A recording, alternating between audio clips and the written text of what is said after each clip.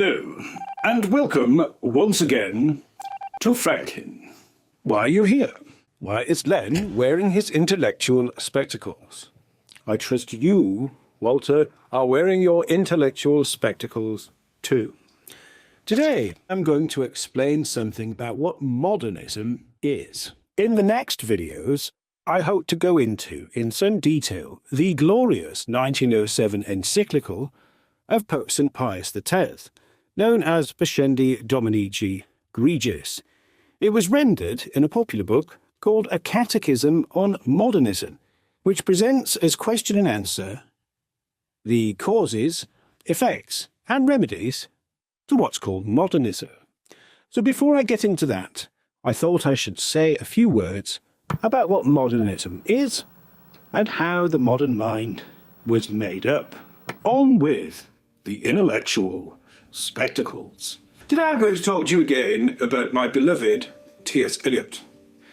I'm also going to talk to you about some people such as Virginia Woolf and James Joyce and William Butler Yeats, and later on perhaps a bit of Samuel Beckett, and mention some of the modern artists that came up around the same time, i.e.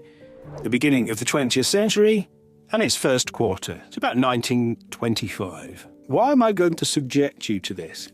Well, this shows you several things that are very important, not only for understanding Pascendi, which we're going to get into next, but also for understanding the state that you are in today.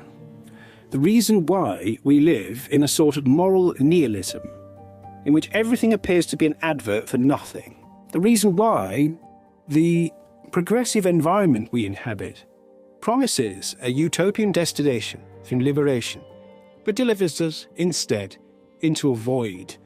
Why does it do this?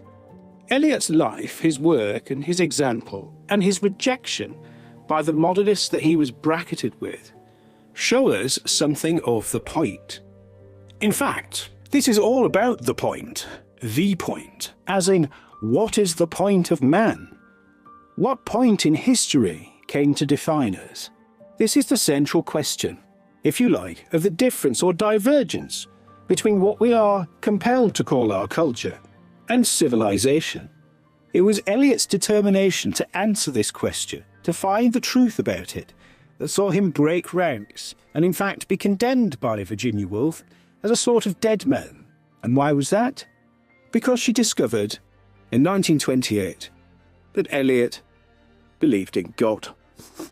Of course, modernism is just a sort of paganism, if you like. It's a reiteration of the idea that mankind can invent its own idols in order to worship some reflection of some aspect of themselves, and thereby achieve some sort of spurious connection with something outside them, which is really just the projection of their inner life into the world. This is the basis of the modern idea. If you want a simple working definition of what modernism is, it is the attempt to replace God with the self. Instead of there being a truth, or indeed the truth, there's only my truth and your truth. Instead of there being only one destination for our worship, one rightful object which is God, you can transfer that into a variety of political, cultural and social symbols or causes, such as Taylor Swift, or George Floyd, or the climate, or indeed any one of the many grifters that populate the digital sphere. Incidentally, I have been asked whether I'm going to do what is called merch, and that is a hard no from me, despite Walter's repeated attempts to Photoshop me into a series of flatteringly branded t-shirts, etc. Thank you, Walter, and thank you to the rest of the production team for so thoroughly beclowning me and undermining my public image forever. In the previous video, I explained how a Victorian critic called Matthew Arnold formalized the idea of replacing Christ in our Christian civilization with a liberal idea of culture. After him came a man called Walter Pater, who tried much the same thing. I was reading an essay by T.S. Eliot about this sort of humanism last night, And in it, Eliot reminds us of two important things. One, you can't simply replace one thing with another. Now, he applies that obvious fact to a very big question, the replacement of Christ, of God, with something that man has made for his own amusement and elevation, i.e. culture. So Eliot reminds us of a very big idea in a very simple way. You can't simply expect one thing to be another. You can't substitute one thing for another. He also showed us that the early champions of this idea, which rarely became celebrated by the modernists, of the replacement of Christ with popular culture, this was defended by a series of words that effectively meant nothing. Eliot looked into what Matthew Arnold had said, and after him Walter Pater, and found that it was full of grand but empty phrases that really didn't say anything at all. This is important too, because all the promises of the modern idea that we can look into ourselves, our desires, our personal fantasies, and read in that a constellation of the universe and how we are to live, all this, of course, is a collection of false promises. And of course, it leads to annihilation. One of the things that typifies the modern idea is that man, in all of his fallen ways, his private desires, his sins, his imperfections, his daydreams, his fantasies, his preoccupations, these are all profoundly significant if seen from the modern point of view. Now, the modern point of view ultimately says there is no point, that you can decide what the point is.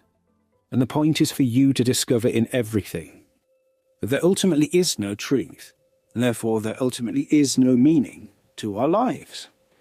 This was a condition that was later described by the French existentialist Albert Camus as the absurd. He said it was absurd that we were born only to die. And he conceived of our lives a kind of brief interval between two oblivions. Of course, alongside the modern period was the rising worship of science.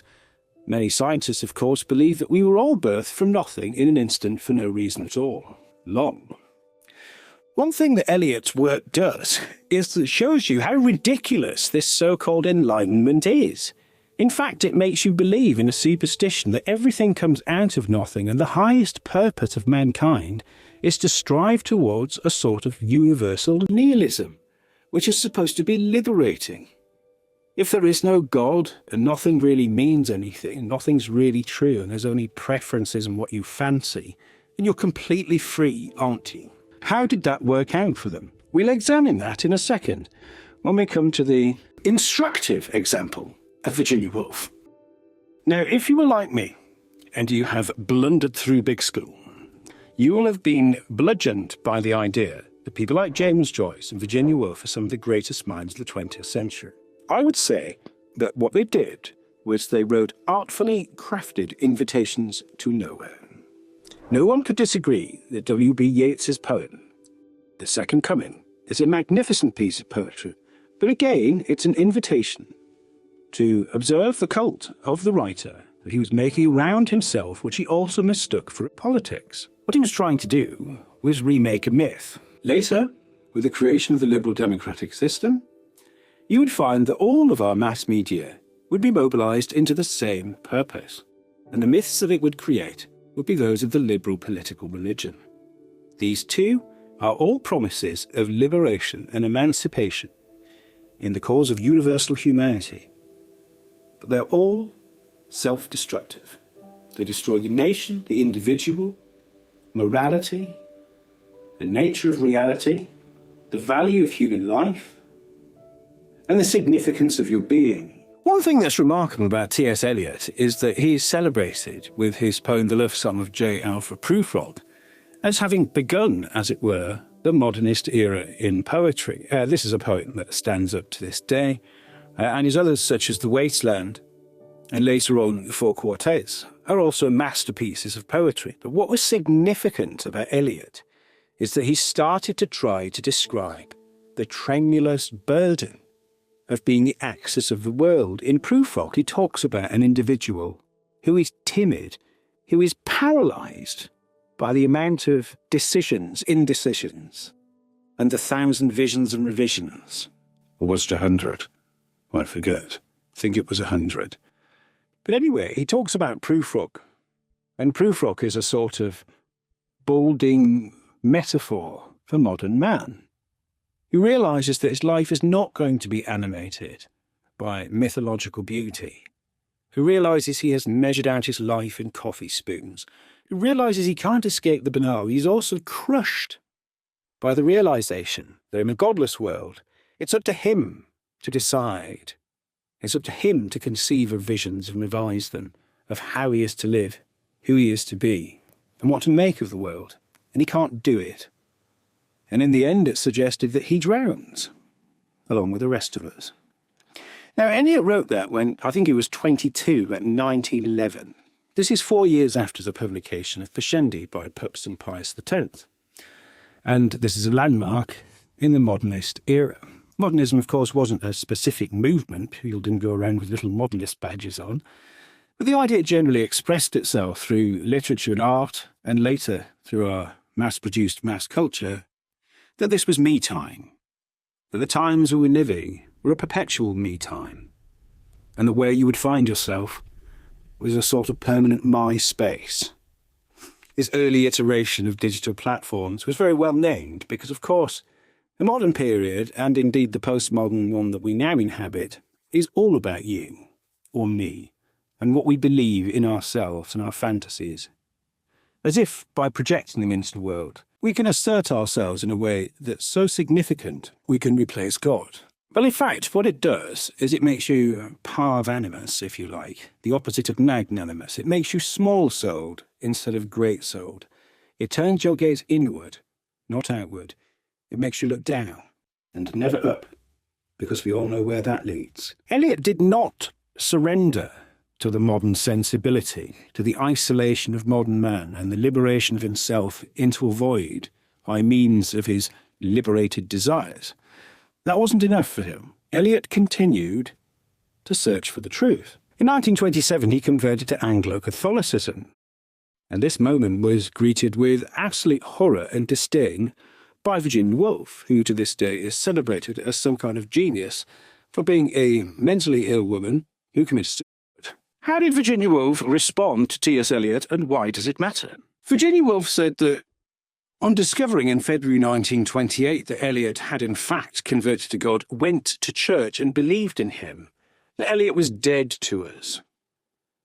She said that she'd had a terrible conversation with Tom Eliot, and so henceforth it could have nothing to do with him. She said, in fact, there was nothing more obscene than a man sitting by a fireplace and believing in God.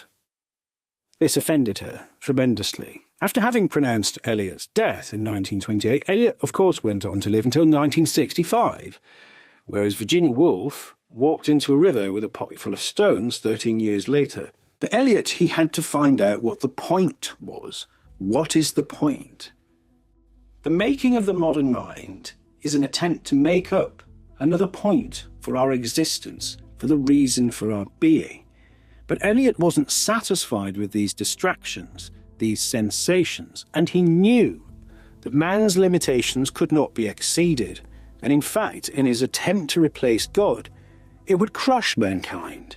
It would leave him feeling alone and perpetually bereaved and disappointed, just like Prufrock was. So instead, he continued to search for the truth. And if you read his last masterpiece, Four Quartets, especially Burnt Norton in my view, you'll see where that led him. It led him to the primum mobile, to the source of all space and time, to the prime mover that is itself unmoved, the cause of all change, who is changeless, God himself, of course, in case you were wondering who that might be. When you ask what is the point, incidentally, that's how Kenneth Williams is said to have ended his diaries before he took his own life. What's the bloody point? It's a serious question, as well as some kind of, in some cases, kind of bitter rebuke to life by people who have failed to identify it. Virginia Woolf wasn't the only one of the vaunted moderns to end herself, or to talk romantically of suicide. Of course, Sylvia Plath did the same, putting her head in an oven to end herself, and is similarly lauded for some kind of heroic struggle and a work seen as a masterpiece as a result of this act of supreme spite and self-destruction, for it is, in some cases, an act of spite against God to commit suicide. It's an assertion that you are your own property and that you are your own self, and so on, but really, of course, it is an act of terminal self-destruction, simply put. So what's this got to do with culture and civilization? I said earlier on that modernism is an expression of man-made culture. Now, there have been times in which culture and civilization did agree, and I believe that we can see those again. But briefly put, culture is fabricated, and in our time, mass-manufactured, whereas civilizations are founded.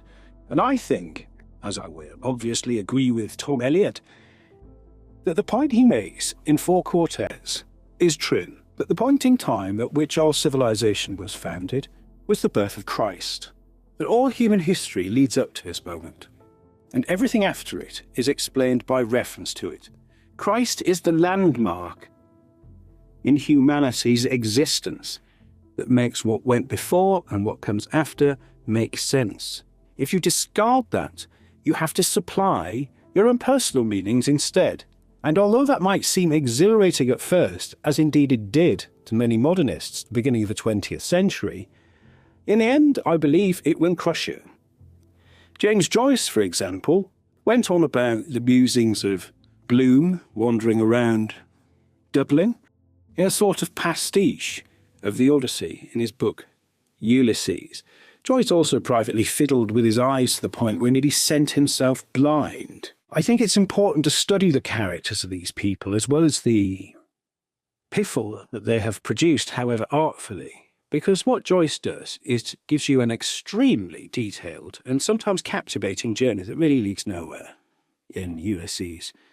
His excellent book, Dubliners, was, if you like, a kind of form of pre-modernist portraiture in short stories. It was quite beautiful.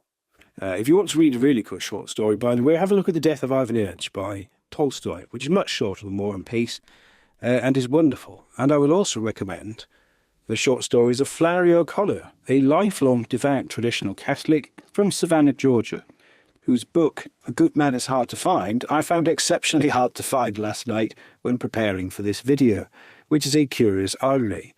I think I found it between some comic books and a volume of Richard Scarry's Busy, Busy World, which goes to show what a rich and fascinating intellectual life I lead. There are better stories, there are better things to make than the ones supplied by our modern culture.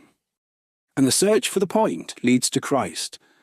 And that's where Eliot found himself. And that's why you had never really heard of the stories of Flannery O'Connor. Because these are discarded in a modern period leading to the postmodern, where it's all about me instead. And the explanatory power of Christianity simply cannot be equalled. If you've watched any of my other videos, you probably realise that I'm making the point that politics is really fundamentally about good and evil. And so is everything else, like art and literature, and indeed the culture, which is made or indeed made for us. We have a choice as to how to live. Christ gives us a choice. You can choose him, or you can reject him. You can fabricate your own truth, and our modern culture encourages that. The modern culture of modern literature, seeing the work of people like Virginia Woolf, James Joyce, W.B. Yeats, later Samuel Beckett, and so on, is a culture of perpetual self-indulgence. It says that there is a certain cosmic significance to what takes place within you, and so this can not only exclude but replace everything outside of it. It is a permanent form of navel-gazing, but again it liberates you into a void. And why is that? Because it fails to recognise the limitations of mankind, not only to explain the world, its origins and the essential dignity of human life, but also to shoulder the burden, and the burden is great, as to what things mean and what the point is of it all, with no point in history from which to measure the significance of humanity in space, in time, in its moral foundations, in its purpose, and its ultimate destination, depending on how you live. Modernism simply cannot supply the answers to life. It can only bring up more distractions. And as you live longer, in a kind of modernist fray, the more urgent and desperate become your efforts to avoid the condition of the absurd that you have rightfully or wrongfully chosen. And that is the paralyzing moment. Of course, these are falsehoods, and of course, it is the wrong choice to live like this, to become self-absorbed. And of course, it is folly to call this wisdom. And of course, this leads you into an inescapable conundrum. You either have to surrender your idols, be they the modern idols of our own times, such as open borders, the rainbow flag, the climate cult, the trans cult. And if you don't surrender them, then what? You have to admit that you were wrong. You have to admit that you were limited. You have to admit that you do not have the answers. The difference between people like me and T.S. Eliot and the modernists, on the other hand, are that the modernists are indignant that they know better because of what they believe. What I believe, they say, makes me better because I believe what I believe. Again, this is a circular argument that leads back to the self, whereas Eliot and I'm sure you too, beg to differ. This is not because we are personally right. It is because we can see what is true and what is not. And what is true and what is not is identical with what is good and what is evil. Again, evil isn't just some abstract principle to scare children with in religious lectures and sermons. Evil is real, and it destroys you, and it is warned against by religious types such as myself because it destroys you, as sin does. It is destructive. And if you look at the lives of the modernists, and if you look at what paradise they believe to have wrought around us, you can see now that we are governed by a system that is superficial entirely, a series of advertisements with no real substance. Underneath it, an addiction economy, total moral nihilism. There is no moral foundation to our politics and our economics today. We are utterly bereft if we look to the idols of modern man for consolation and guidance as to how to live. What is the meaning of life? And indeed, what is the point? Today, I hope to have told you something about this. If you would like to know more about why I indeed put the boot in to the modernists like Woolf and so on, and why I reserved not even a grudging affection for Samuel Beckett, then you could have a look at my Substack where I've explained some of this in more detail. In the next videos, I'm going to go on at length about the marvellous document, full of luminous wisdom, which is Pascendi Dominici Egregiis, the masterpiece of the papacy of Pope Pius X. This tells you about the causes, effects and remedy to the condition of modernism. And this book, like no other in my opinion, explains the crisis we are in today and how to get out of it. I'll make frequent reference to other cultural phenomena throughout the 20th century as I do so by way of example, and I hope you will find it interesting to see how the predictions and diagnosis of Pope St. Pius X perfectly mapped the total moral collapse that we have now come to call the new normal, and the chaos that we can see emerging in what has become a permanent state of emergency. This is the reason why people say, and rightfully, that the political crisis is the spiritual crisis. It is not just the departure from, or indeed the willful loss of God, but the refusal to see the truth. This refusal is made because of the rightful suspicion that to begin to approach the truth is to turn your face back to God, to stop spitting in his face, to stop being a spiteful, petulant child, to turn back to God and to accept him and to put out your hand, because to take one step back towards the Lord is to invite his light back into your life. And it is that light, and that light alone, which is the light of our civilization. What is the difference between culture and civilization? Thomas the Tank Engine is an example of culture.